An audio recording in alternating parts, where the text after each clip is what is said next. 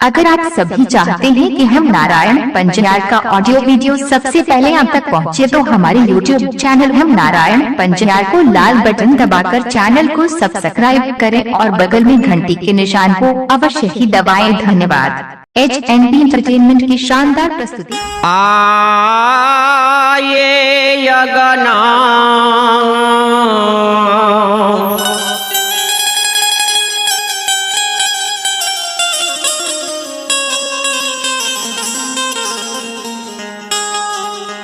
घर निपलिए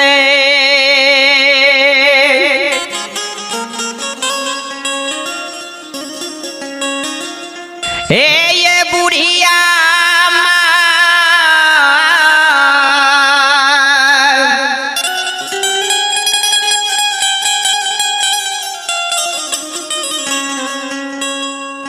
माये वो शरबा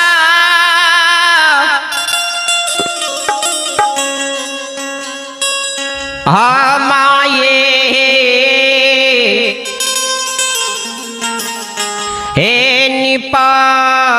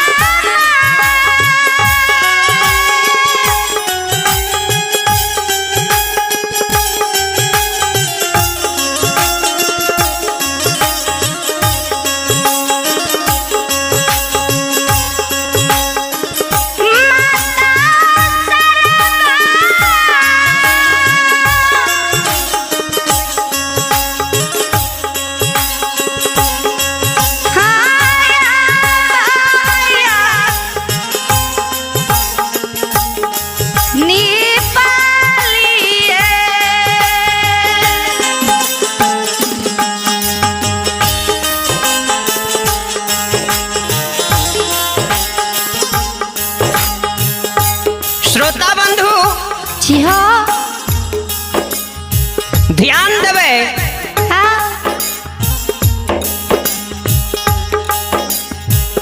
बूढ़ी माई के पुतहुआ रानी माले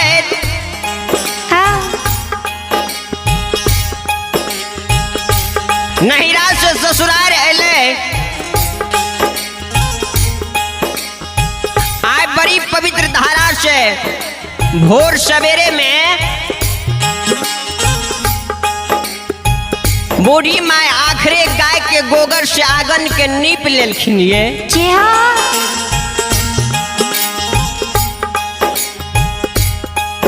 आखिरे चंदन से गहबर घर के ढोर लेलखिन। ये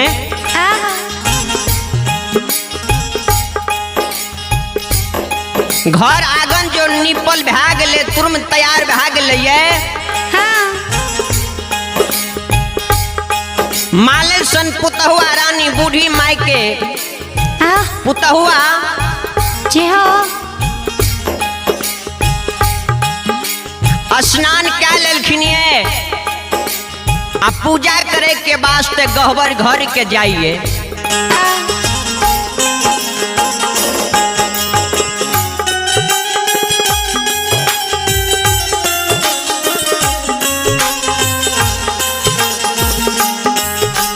पूजा करे के वास्ते जे जा रहे, ध्यान देवे। आहे माल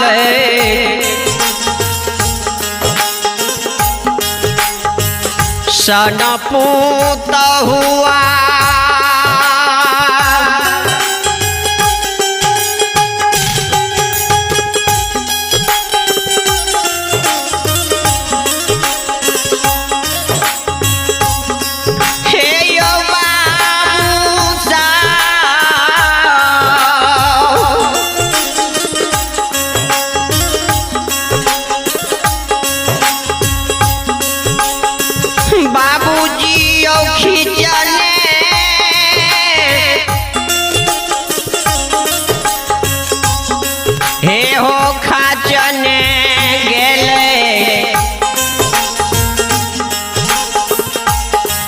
गहवरवा।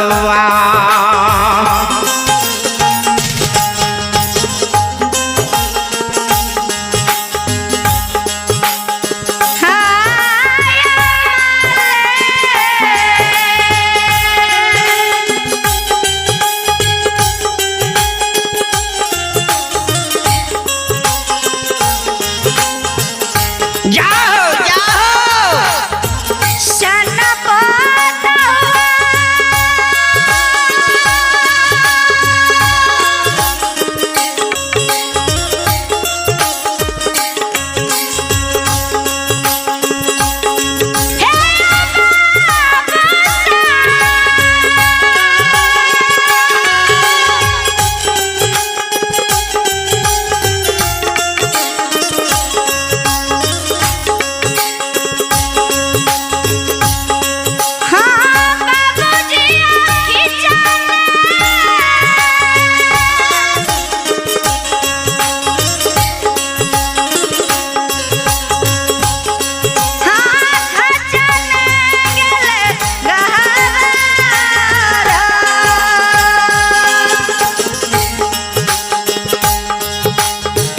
संत श्रोमणी श्रोता बंधु, हे माँ बहन बाबू भैया सबे अखन सुन रहल छी अहाँ सबे गायक हेम नारायण पंजियार ग्राम बिशनपुर पोस्ट खड़गपुर थाना सोनवर्षा कचहरी जिला सहरसा राज्य बिहार।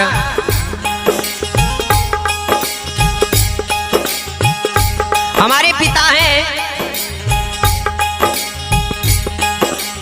श्री दाहू पंजियार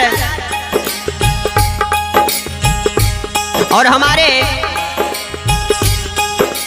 कोरस में साथ दे रहे हैं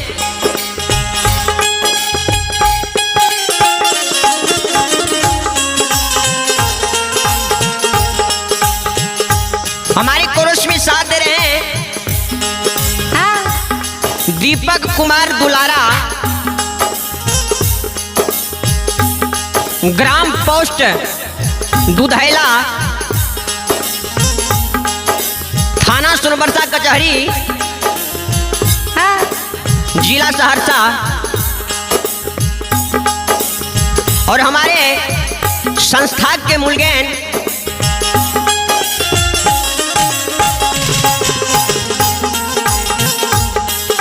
श्रोमणी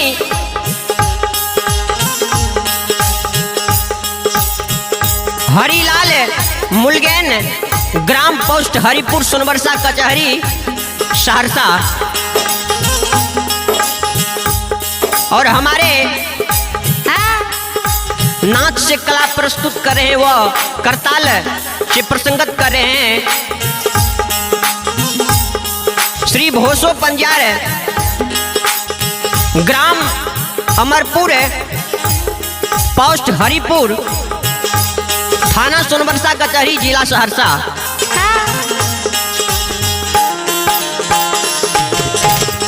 और हमारे नाल से प्रसंगत कर रहे हैं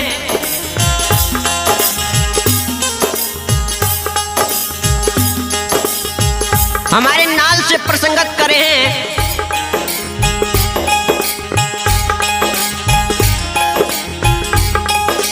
मिथुन कुमार जो कंचनपुर कचरा सहरसा के निवासी हैं। वो हमारे दूसरे नाल वादक हैं धीरज कुमार दमंग ग्राम अलानी पोस्ट सलखुआ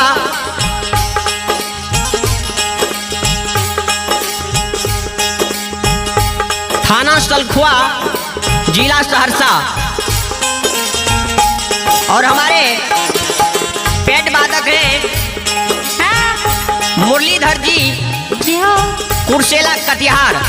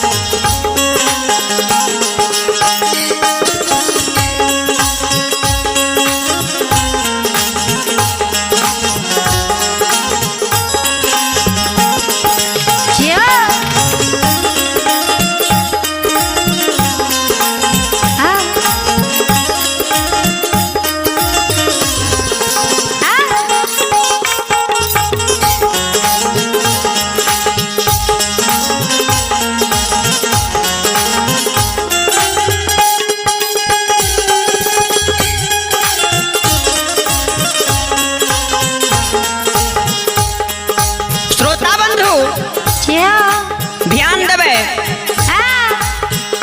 बुढ़िया में जे घर आंगन के निपलखिन रहे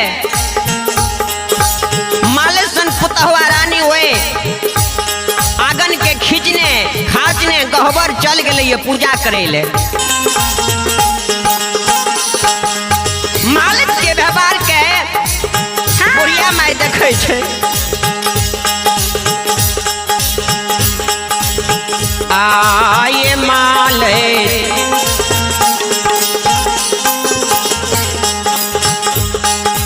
व्यवहार देखिए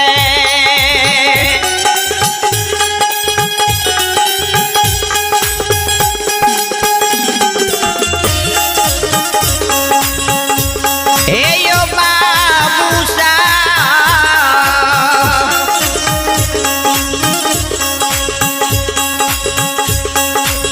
बाबू सब मन में हो करई छे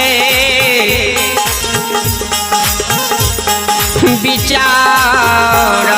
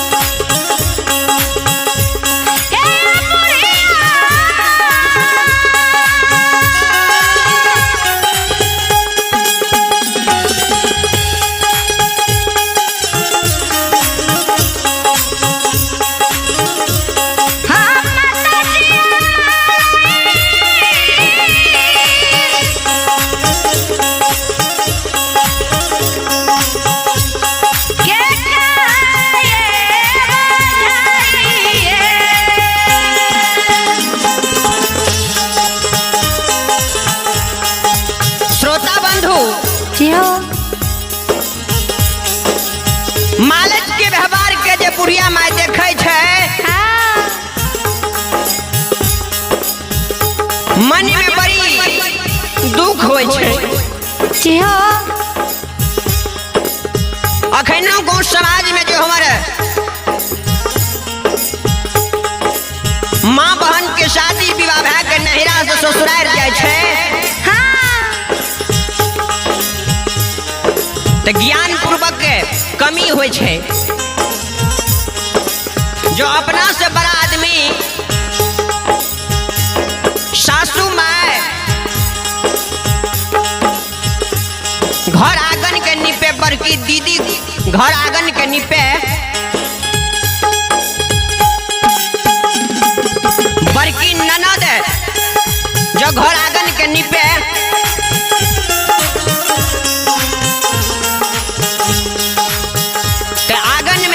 पहले प्रणाम क्या लियो तबे आंगन प्रवेश करियो आंगन में आगमन होइयो। श्रोता बंधु लेकिन बुढ़िया माई के निपल घर द्वार में मालिक बहुरिया मालिक सन पुतहुआ रानी खींचने खाचने गहबर चल गए। आयो वही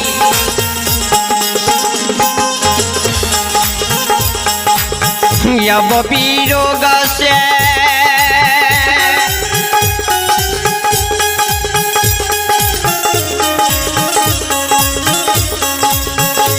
हे यो बाबू सा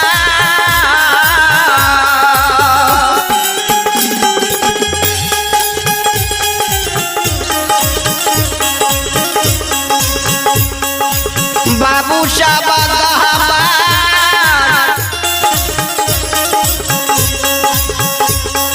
में सुतल हो माय खटबा सवा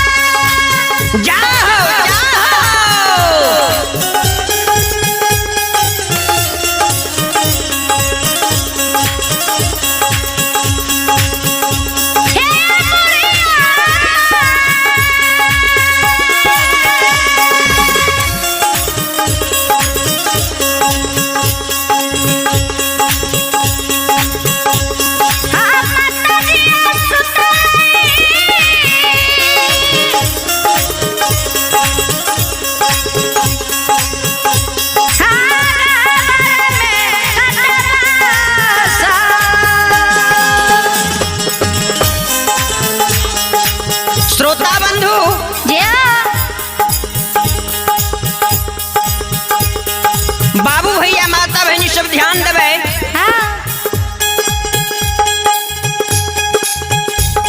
माँ बूढ़ी जाके वो आंगन में जी खींचने खाच दल के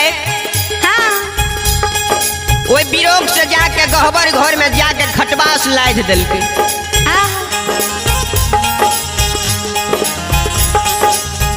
मालिक बहुरिया मालिक सन पुतहुआ रानी जाके शीतल लिंगले शीतल के कल के हे दुलारी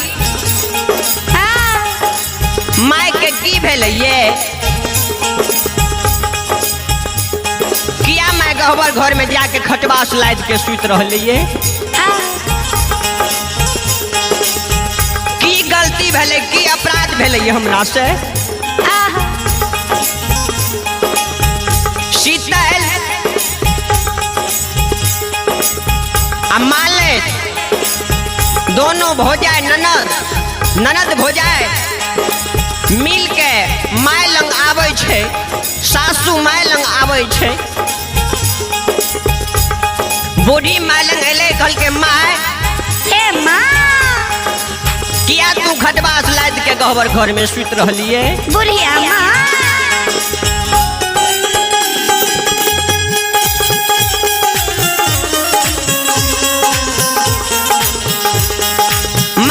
बोलही ने मुख खोलही ने भौजी कानै छे दया नहीं आबै छौ दया करी माय भौजी कानै छे भौजी कानै छे दया करी भौजी से कोनो गलती अपराध भेलो ये हेगे सब कियो तकरा उल्हन देबे करे छे। अगल बगल के लोग सब दाय माय रोशनी परोसनी सास ननद गोतनी सब कियो तकरा उल्हन देबे करे छे। माय कौन गलती मालिक केलकै जे तू नहीं बोले छी नहीं मुख से जवाब करे छी। बुढ़ी माय भौजी कानै छे जार बेजार माल ले कानै छे भगवान माय बुढ़िया के कहे माय हे ये सासू माय माताजी की हमरा से गलती भेलैये हे ये माँ मालत के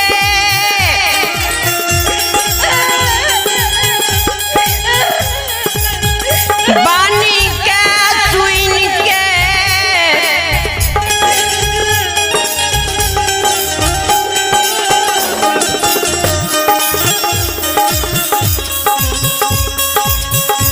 माय बुढ़िया जवाब करे छे हे दुलारी हे गे शीतल बेटी तू हमरा किया तू भूकबै छी हाँ हे गे शीतल दिया हमें बड़ी श्रद्धा पूर्वक से गबर आंगन के गहबर के निपलिए रहे आखिरे गाय के गोबर से आंगन निपलिए आखिरे चंदन से गहबर घर के ढोर लिए वो आंगन के ही स्नान क्या के गहबर आंगन के खींचने खाचने गहबर चल एले हमारे मैं नहीं दल के दुलारी के शब्द के सुने छे कल के माय माफ क्या दही आ गई सब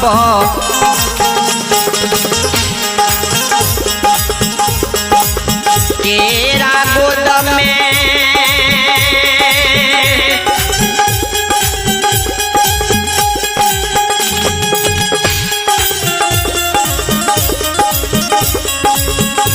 हे गई बुढ़िया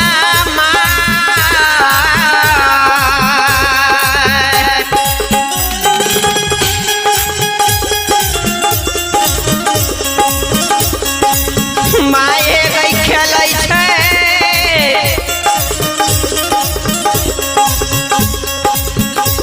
हे गे गोदी में ललनवा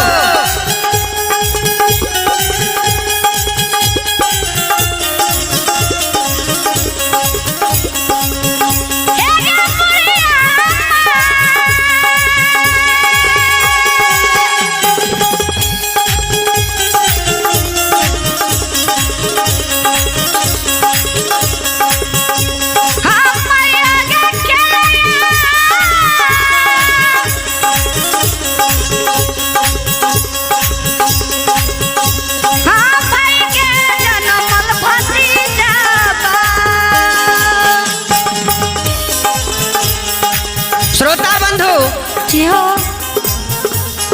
ध्यान देवे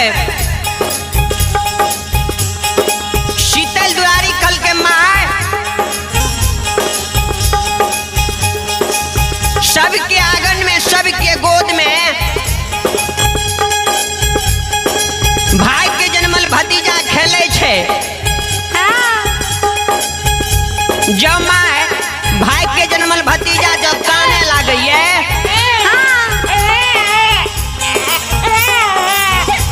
भाई के जन्मल भतीजा जब काने लागे छे माहिया हमर साले लागइए। जो हमरो भाई के जन्मल भतीजा रहती है टहने न कानती है। ए बूढ़ी माँ जो भाई के जन्मल भतीजा जब हंसे लागइए तो मन बड़ी खुशी होय छे जे हमरो भाई के जन्मल भतीजा रहती है आ एहने हंसती है तो मन कते खुश होती है।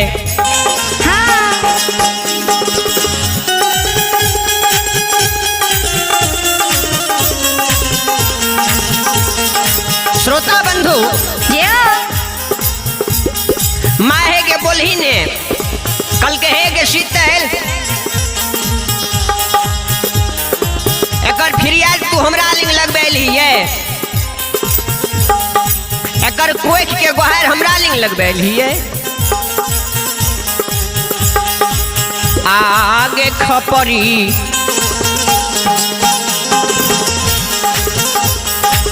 मैं भुजलिए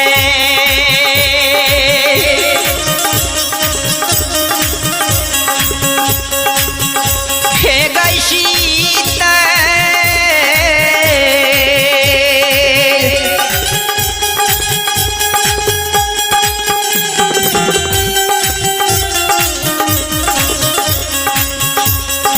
बेटी है गे उखरी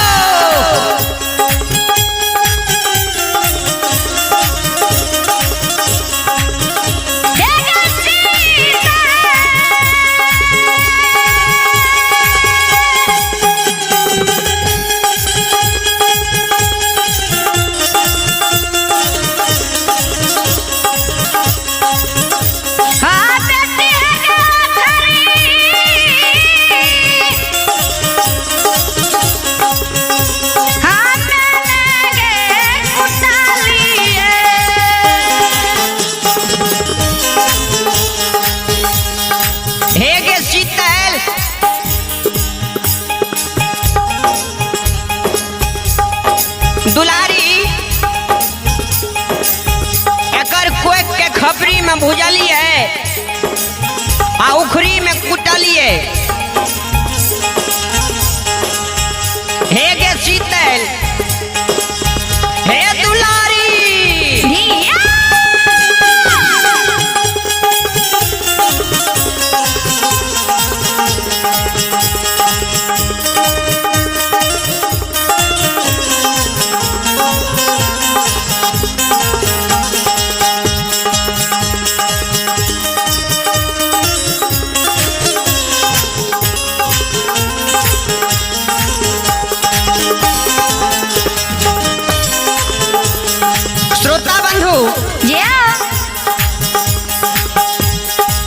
आग खेलो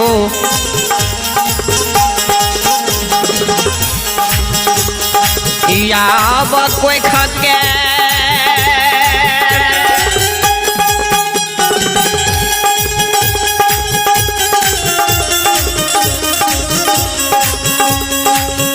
हे गशी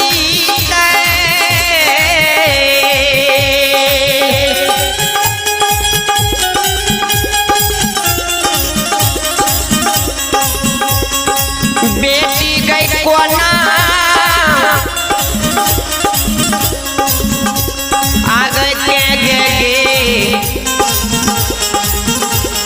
घुराइब